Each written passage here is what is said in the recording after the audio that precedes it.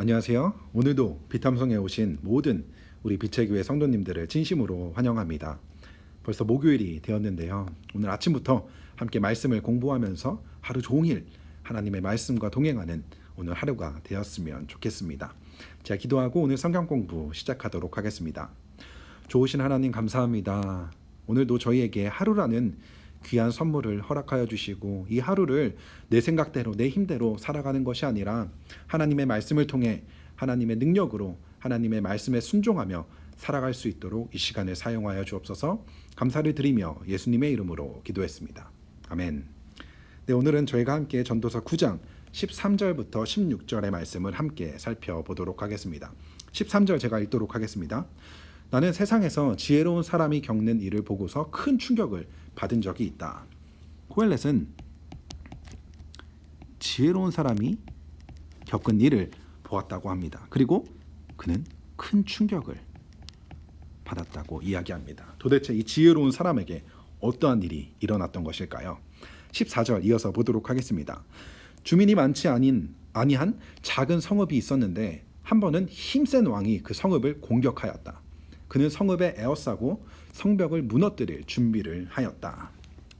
14절에 주민이 많지 않은, 주민이 적은 작은 성읍이 있었다라고 이야기합니다. 작은 성읍. 그에 반해 힘센 왕. 글씨. 그리고 개역개정을 보게 되면 큰 왕이라고 표현하고 있습니다. 우리가 이렇게 적은 주민이 사는 작은 성읍과 힘이 센 큰 왕, 싸우게 되면 누가 이겨야 되죠? 당연히 힘이 센 큰 왕이 이길 수밖에 없습니다. 그런데 15절 말씀 이어서 보도록 하겠습니다. 그때 성 안에는 한 남자가 살고 있었는데 그는 가난하기는 하지만 지혜로운 사람이므로 이 성 안에 어떠한 남자가 등장을 하게 됩니다. 코엘렛은 이 남자를 어떻게 표현하죠? 첫 번째로 가난하다. 그렇지만 지혜로운 사람이라고 이야기를 합니다. 그는 이 성 안에 있으면서 무엇을 했을까요? 이어서 보도록 하겠습니다. 그는 그의 지혜로 그 성을 구하였다.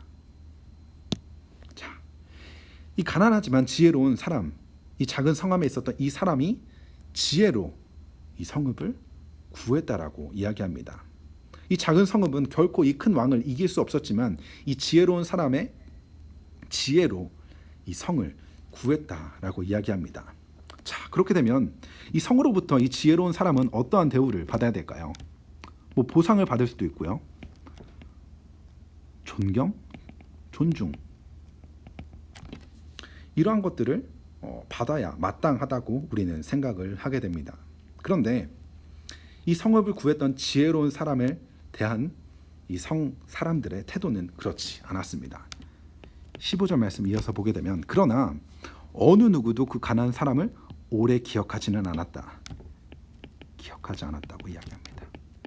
16절 말씀 이어서 보더라도 나는 늘 지혜가 무기보다 낫다고 말해왔지만 가난한 사람의 지혜가 멸시받는 것을 보았고 아무도 가난한 사람의 말에 더 이상 귀를 기울이지 않았다. 멸시하고 귀를 기울이지 않았다. 무시하는 태도를 보이게 됩니다.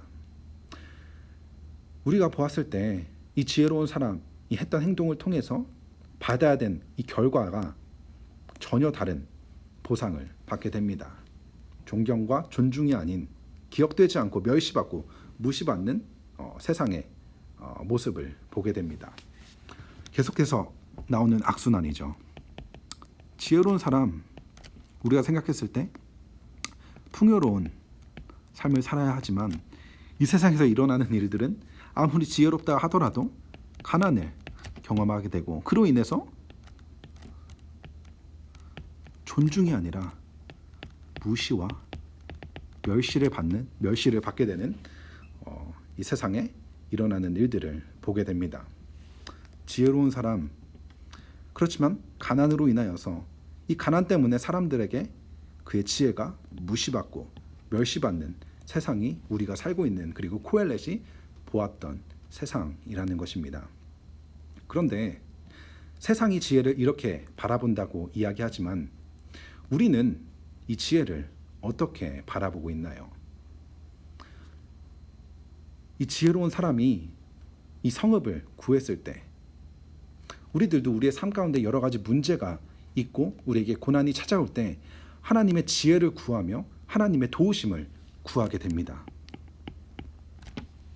그런데 그 문제가 해결이 되고 시간이 지난 이후에 우리도 이 성읍 사람들처럼 배은망덕한 모습을 보입니다.